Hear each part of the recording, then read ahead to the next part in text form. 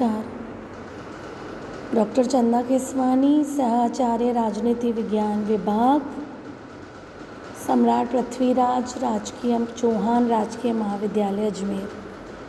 अपना परिचय देने के बाद मैं आपसे ये बात करूं कि इससे पिछले वाले वीडियो में हमने बीए पार्ट सेकंड के first paper comparative government and politics में कार्यपालिका के अंतर्गत अमेरिकी राष्ट्रपति की शक्तियों का अध्ययन किया था। ये टॉपिक बीए ऑनर्स पार्ट 2 में भी है।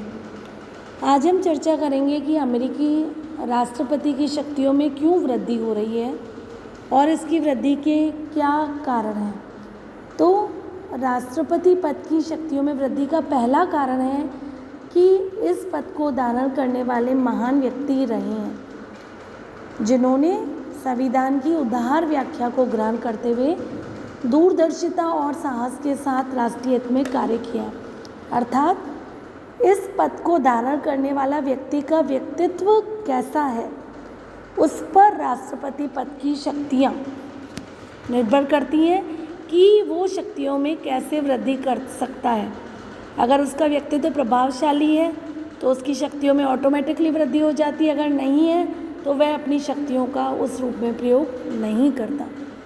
अगर मैं राष्ट्रपति के नाम आपको गिनाऊं तो जैक्सन, लिंकन, विल्सन, रूजवेल्ट, इनके नाम लिए जा सकते हैं कि इन्होंने अपने आप इनके द्वारा राष्ट्रपति पद ग्रहण करते हुए शक्तियों में वृद्धि हो गई क्योंकि इनका व्यक्तित्व ही ऐसा था।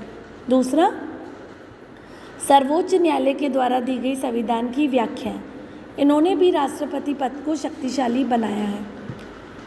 संविधान की देखो अस्पष्टता या उसकी मौन की स्थिति में सर्वोच्च न्यायालय ने संविधान की व्याख्या इस प्रकार की है कि राष्ट्रपति की शक्तियां ऑटोमेटिकली बढ़ गई हैं।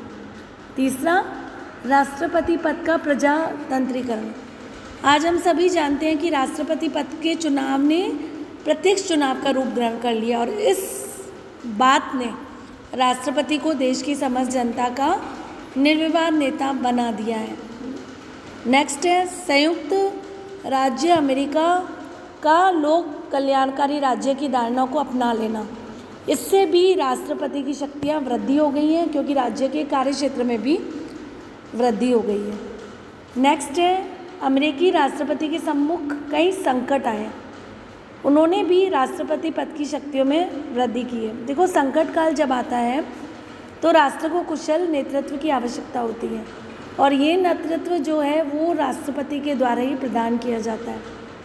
लिंकन के शासनकाल में गृह युद्ध हुआ था, उसके बाद प्रथम विश्व युद्ध हुआ था, 1930 का आर्थिक संकट हुआ था, सेकेंड वर्ल्ड वॉर हुआ था और शीत युद्ध हुआ था। इन सब ने राष्ट्रपति पद की शक्तियों में वृद्धि की है। नेक्स्ट है प्रशासनिक पेचीदगियाँ। वर्तमान समय में प्रशासनिक पेचीदगियाँ इतनी बढ़ गई हैं कि इसने राष्ट्रपति को न केवल प्रशासन वरन कानून निर्माण के क्षेत्र में भी शक्ति प्रदान की गई है। इस समय इन सब कारणों से राष्ट्रपति की शक्तियों में वृद्धि हुई है। स्ट्रॉन्ग ने यहाँ तक कह दिया है कि विश्व के अन्य किसी भी संवैधानिक राज्य में अमेरिकी राष्ट्रपति के समान व्यापक शक्तियों वाला कोई भी पदाधिकारी नहीं है। अब मैं बात करूंगी कि राष्ट्रपति और कांग्रेस की। राष्ट्रपति कांग्रेस के कार्यों को कैसे प्रभावित करता है और कांग्रेस राष्ट्रपति के कार्यों को कैसे प्रभावित करती है। तो सबसे पहले हम चर्चा करेंगे कि राष्ट्रपति कांग्रेस के कार्यों को कैसे प्रभावित करती है। पहला, राष्ट्रपति को यह अधिकार है कि वे समय समय पर कांग्रेस को संदेश देता है और इन संदेशों से वे देश की सामान्य स्थिति की विवेचना करते हुए कांग्रेस को सुझाव भी देता है कि विद्यमान परिस्थितियों का मुकाबला करने और देश के सामने समस्याओं को हल करने के लिए किस प्रकार का व्यवस्थापन आवश्यक है। दूसरा, यद्यपि राष्ट्रपति समझे तो कांग्रेस के द्वारा अनुचित प्रकार के कानूनों का निर्माण करने की भी चेष्टा की जा रही है तो राष्ट्रपति निषेधाधिकार का प्रयोग करता है। कल मैंने वीटो के बारे में भी चर्चा की थी, विलंबकारी वीटो, जेबी वीटो। तो राष्ट्रपति वीटो के द्वारा भी कांग्रेस के कार्यों को प्रभावित करता है। तीसरा है, राष्ट्रपति को कार्यपालिका आदेश जारी करने की भी शक्ति है। जिसका प्रभाव कानून के समान होता है। इन कार्यपालिका आदेशों के माध्यम से भी राष्ट्रपति कानून निर्माण की शक्ति का प्रयोग करता है। इसके अतिरिक्त राष्ट्रपति को विशेष अधिवेशन बुलाने की शक्ति है, प्रशासनिक अनुभव है। इनके अतिरिक्त वो जनता से सीधे अपील भी कर सकता है। इस प्रकार राष्ट्रपति व्यवस्था बन के क्षेत्रों में कांग्रेस को प्रभावित करता है।